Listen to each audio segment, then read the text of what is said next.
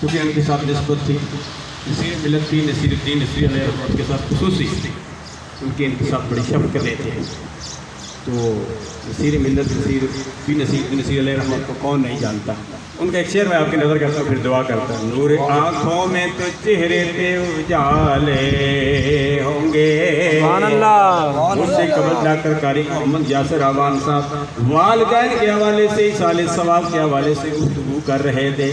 ایصال ثواب کے حوالے سے، موت کے حوالے سے ڈاکٹر محمد شعبان حقانی آوان خوبصورت انداز میں آپ کو میسج دے گئے۔ نور آنکھوں میں نصیر ملت نے تو کمال کر دیا۔